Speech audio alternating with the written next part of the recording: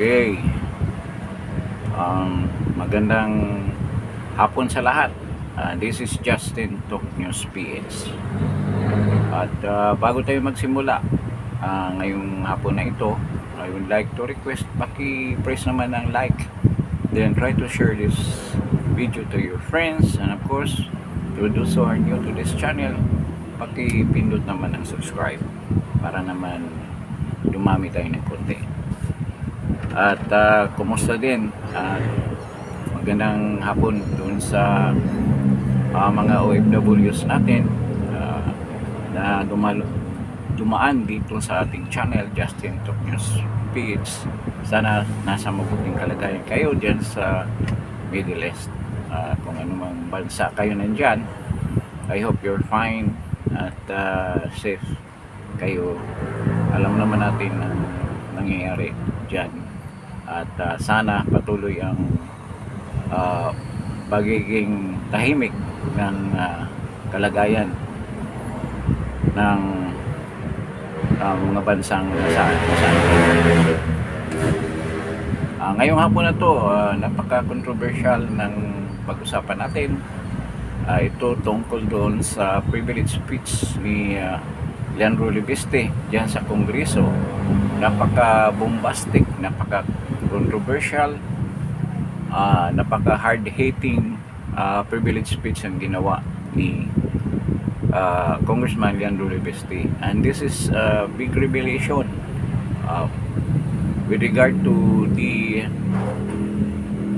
corruption scandal na nangyari sa ating bansa that involves a very high official. Actually, ang pinaratangan niya, ito yung pangalawang napaka-powerful na official sa ating pamahalaan, ang Executive Secretary. At napaka-controversial na posisyon na to. Kasi yung dating ES, Executive Secretary ni PBBM ay nag-resign. Hindi naman niya alam na nag-resign siya. Sinabi lang ng isang malaking negosyante na nag-resign na siya. Siya mismo, hindi niya sinabi na nag-resign siya. Hindi daw siya nag-resign. Nagugulat na lang siya na sinabi ng PCO Secretary na nag-resign na siya. Dahil nga sa involvement sa napaka-controversial na blood control scandal, project scandal. At ito na naman ngayon, ang pumalit na ES na si Ralph Recto ay pinaratangan naman ni Leandro Libiste ng the same corruption charges. Talagang hindi matigil, and it goes up to the top, pinakamataas na posisyon ng ating pamahalaan. At maraming haka-haka di umano na alam ng Pangulo natin yan, or meron siyang kamay dyan sa pangyayaring yan. Kaya hindi talaga matigil ang korupsyon sa ating bansa, dahil yung mga nasa mataas na posisyon, sila ang pasimuno dito sa korupsyon na nangyayari sa ating bansa. Hindi pa nga masagot-sagot yung question about the text of Adrian Bersamin, kung ano ba talaga. At ito si Lucas Bersamin, hindi naman siya nagbibigay ng kanyang revelation kung ano ba talaga katotohanan. Sabi nila, always sinasabi sa statement niya that they will answer all questions about their involvement in this corruption in a right forum, kung saan daw tamang lugar kung saan yan dapat bigyan niya ng kasagutan. At ito sa korte ang ibig niya sabihin. Na yan naman talaga ang source niya, ang korte, dahil dati siyang Chief Justice of the Supreme Court. So hontayin pa ba natin yan? Yes, Bersamin. Ngayon, ito na naman, involved na naman si Ralph Recto. At doon sa privilege speech ni Congressman Leandro Libiste, napaka-revealing na talagang hindi sila titigil sa pangungurakot sa pundo ng ating bansa. Isipin mo, yung ano niyan started before the 2025 midterm election. Nagsimula yon dahil nga pinatawag siya ni Ralph Recto at ni Gargiula sa isang meeting, I think sa dito sa bandang Punta Puigo sa may Batangas. Doon sila nag-uusap. I think this is in Calatagan.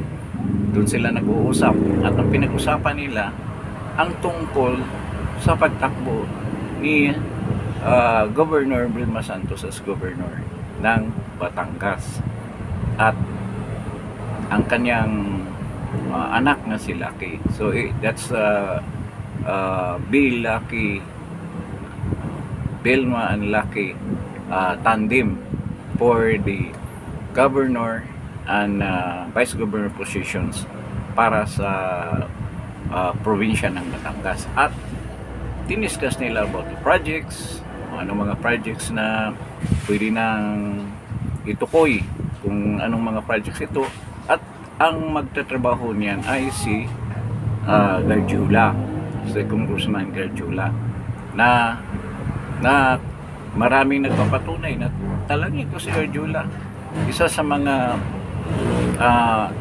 contractors na humahakot ng maraming mga project, bumibili ng project, at ang maniobra naman doon sa taas para mailabas yung saro ay si Ralph Recto. Yun ang paratang di umano ni Sandro Libiste. At ang tanongan ni Sandro Libiste, bakit gumastos si Gargiula doon sa kampanya ni Vilma at ni Lucky ng 1 billion? 1 billion pesos ang ginastos. Yun ang sabi niya para sa kampanya ni Vilma at ni Lucky. Humingi pa nga raw si Ralph Recto ng tulong sa kanya, sa kanyang distrito, kung saan nanalo naman si Vilma at saka si Lucky, but hindi yata nanalo as vice governor si Lucky, si Vilma lang. Humingi ng tulong para iboto ang kanilang tandem, at marami daw sa kanyang mga mamamayang nasa kanyang distrito ang bumoto at nanalo si Vilma Santos sa kanyang distrito. Around 42% yata ang nakuhang boto. So ang gusto lang niyang malaman, bakit gumastos ng ganyang kalaki si Gargiula? Anong kapalit? Yun ang punto niya. Alam naman natin ang sistema ni Gargiula. Katulad din yan ng sinasabi ni Saldico. At yan, tinuturo ni Saldico na isa sa mga malalaking kontratista na congressman. Ang pangalan ng ano niya is CWS, or Construction Worker Party List, ang kanyang party list, na hindi naman siya construction worker, contractor siya. So ganyan ang ginawa nilang sistema. Ang gagawa ng paraan para ma-release yung saro, ma-release yung pundo kaagad sa DBM, na wala pa nga yung projects, wala pang saro, ina-advance na kaagad nila yung porsyento nila, 25%, at yun paghahati-hatian.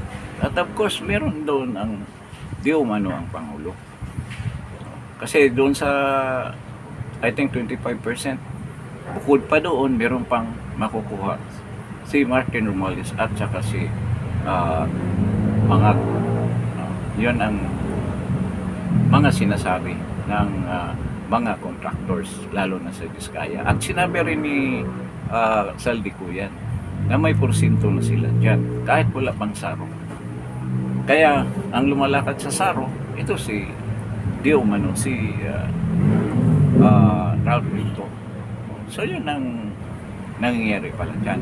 Kaya kahit na wala na yung grupo ni Pangandaman, si Bersamin at saka si Adrian Bersamin at saka si Lucas. Kung pumalit, ganun pa rin sistema ang ginagawa. Kaya ang pagkalagay dyan ni Ralph Ricto at para protektahan si Garjola na hindi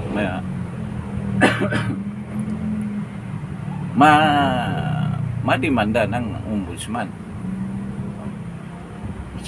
Meron na ngang na-freeze na nga ang mga account ni Garjola, pero wala naman siyang formal na hearing na dinaluhan para pag-usapan itong mga perang nakulimbat niya sa flood control. So, napakalaking iskandalo ang nangyari na kanyan si Ralph Ricto mismo ang involved. At dito pa, inulit-ulit ni sa kanyang speech, minention din niya, bakit hanggang ngayon wala pang hearing tungkol doon sa plunder case na sinampa laban kay Ralph Ricto tungkol doon sa pondo na PhilHealth. Dalawang plunder cases yun, hanggang ngayon wala pang hearing. Yun ang tanong ni Leandro Libeste. So, talagang nagkabukingan na.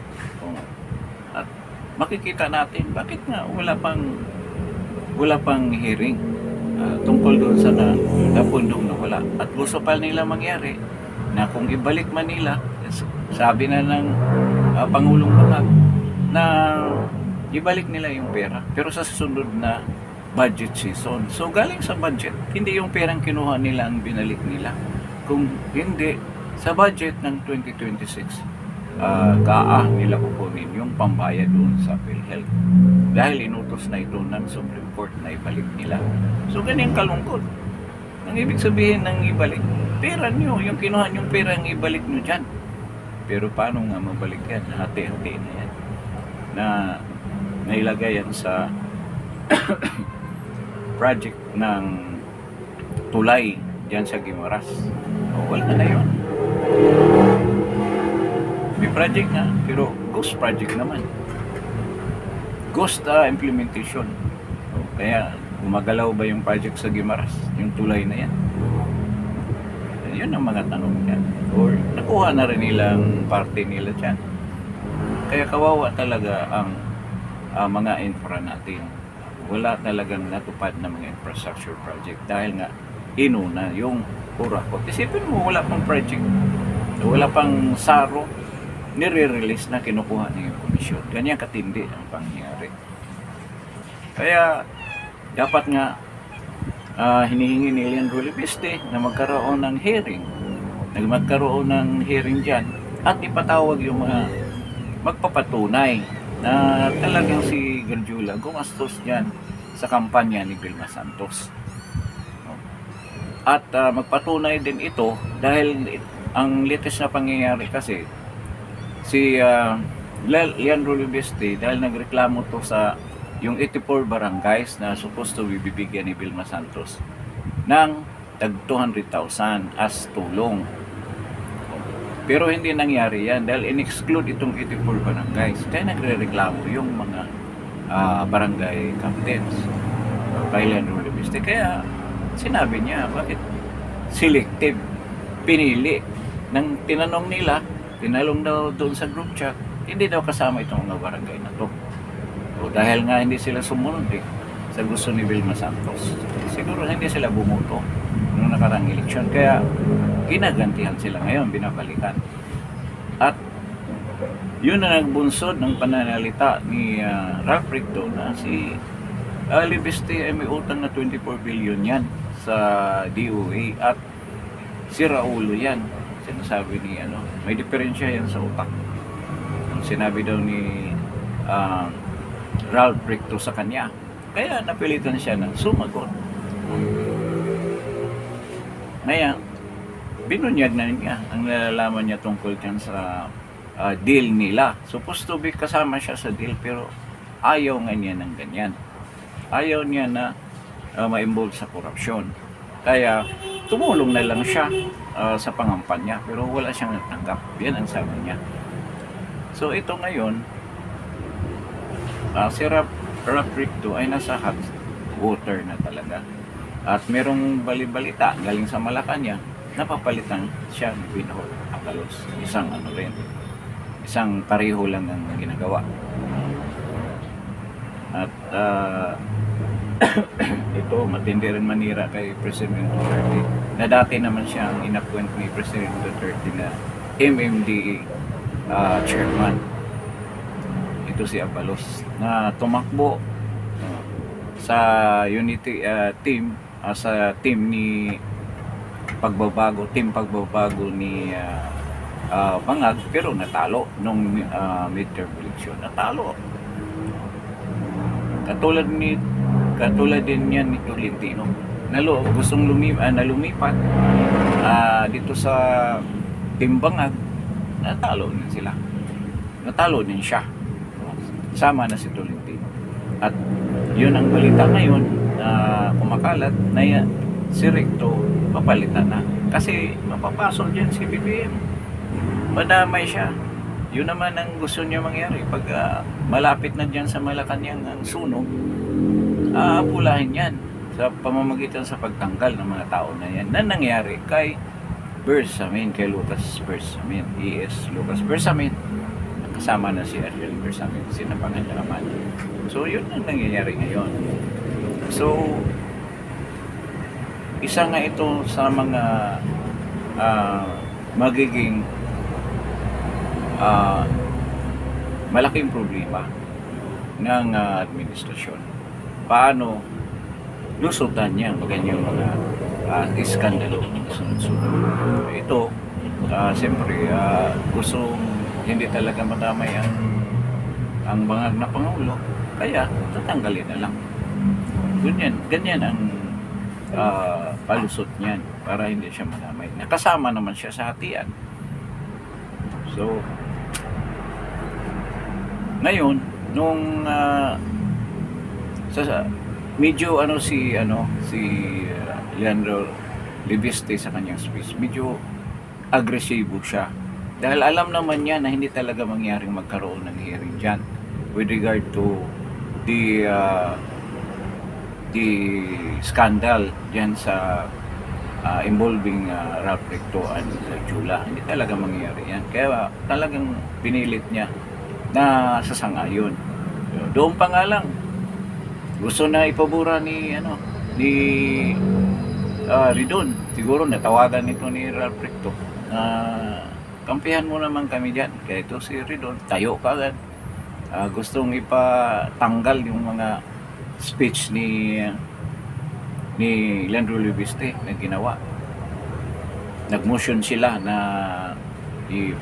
iburahin yung speech ni Leandro Libiste. Tumayo naman si Garin. Sabi ni Garin na yung mga sinasabi niya na walang mga proof, walang ebidensya, yun ang tanggalin. Siyempre, privilege speech yan eh. Hindi ang presentasyon ng mga ebidensya sa mga sinasabi mo dahil privilege speech yan. Bakit tanggalin nyo yan? Kaya ang huling decision submit doon sa Rules and Regulation Committee. Kaya hindi naman pwede. Yan? Privilege speech yan. Privilehiyo mo yan. Kung isampa yan at magiging hearing, doon na magpresenta ng mga ebidensya. Excuse me. Pero hindi nga mangyari na i-discuss nila yan dyan. Hindi yan mangyari. Kasi nangyari na yan kay Jula. Nakasama ba siya sa Blue Ribbon Committee hearing? Hindi. Kahit yan sa Kongreso, hindi yan mapapatawag sa hearing nila. Kasi protektado nga siya ni Ricto. Yan ang dahilan. Bakit? Si Ricto talaga ang pumatong dyan as an executive secretary ni BBM para maprotektahan ang kanilang mga sindikatong ginawa sa pundo ng blood. So, pumapil pa si Dilipa dahil doon sa mga speech ni Leandro Levis, na-mention niya na merong mga congressman na nagbabayad, bumibili ng boto. Ito naman si Gigi Suarez, kunwari pa na hindi namimili ng boto. Okay lang daw siya sa kanila, wala daw ganyan. Si Dilima daw hindi namimili ng boto. Kaya gusto niya na sabihin ni Leandro Lebiste na hindi totoo na mayroong namimili ng boto. Niloloko mo kami. Matagal na yung ginawa, pamimili ng boto. Kaya gusto lang niyo ipamukha na sinungaling kayo. Alam naman ninyo yan na lahat ng mga kongresista sa kanilang mga distrito, lahat ng mga politiko namimili ng boto. Kaya nga sila nagkamal ng malaking salapi para in time of election, meron silang pabili ng boto. Katotohanan yung sinabi ni Leandro Levis. At in-emphasize niya doon na hindi siya namimili ng boto. Dahil ngayon pa nga lang yung kita niya na 6 billion doon sa pagbenta ng kanyang solar company na binili ng Meralco. Part ng 6 billion linagay niya sa kanyang foundation na walang tigil ang pamimigay ng ayuda, bigas, mga medical mission. Ginagawa niya yan kahit wala pang eleksyon. Yan ang pinagmamalaki niya na napakagandang ginawa pala niya sa kanyang distrito. Sa kanyang distrito ito, na tuloy-tuloy ang tulong na binibigay niya doon sa distrito niya kahit wala pang eleksyon. Maraming na pumalag na doon sa word na maraming mga congressman ang namimili ng boto. Hindi naman lahat. At isa si Dilima sa pumalag. Kunwari na hindi siya namimili. Diba? At siya rin doon, gustong ipabura, siguro, dahil mga dilawan ito sina Ricto at si Vilma Santos. At ito si Ridon, bukod sa pagiging komunista, makakaliwa, ay dilawan din. Magkagrupo sila, kaya dinipinsahan. Pero hindi nila masagot yung tungkol kay Garjula at kay Ricto na may usapan na siyempre yung ginastos ni Garjula during the campaign of Vilma Santos ang laki mansyano. Kapalit doon mga proyekto na meron ding kaksi na Ricto doon. Sa ganyan katindi ang pangyayari sa ating bansa. Hindi pa rin tumigil after Lucas Bersamin, ito na naman. We are hoping na kung si Abalos ang papalit, kung papalit si Abalos, sana kunti-kunti lang ang pupunin ni Abalos. Baka mas grabe pa ang mangyayari. Kasi alam naman natin gahaman yung mga yan. So, yan ang tinding nangyari sa ating bansa. Akala natin na mayaman, matinong tao, na hindi gagawa ng ganyang mga kabalastugan sa ating pamalaan sa pagnanakaw ng pundo ng ating bansa, ay involved pala dyan. Kaya nga itong administrasyon talagang ang tindi ng corruption in all sectors sa pamahalaan ay involved up to the highest official like an executive secretary na si Raul. So magkaroon pa ng revelation other revelation kung papayagan siya o hindi siya pag-initan na naman na masuspended tulad ni Kiko Barsaga. So may kasunod naman daw siya na revelation doon sa mga actual na pangyayari dyan sa iskandalo na yan na involved si Garjula at saka si Executive Secretary Ricto. So medyo nakaka-shock ang pangyayari at nakakabahala. So we hope na ito ay magkaroon man lang ng hearing dyan sa Blue Ribbon Committee mga pangako ni Lacson na magkaroon ng hearing ay may patawag din niya ito si Ralph Victor. Pero I doubt kung gagawin niya yan. Sina Bersamin nga, hindi nga pinatawag. Nakitang-kita na yung involvement nila. So, nadagdagan ngayon ang problema ng Blue Ribbon Committee at saka yung draft committee sa Kongreso, sa House of Representatives na wala namang ginagawa.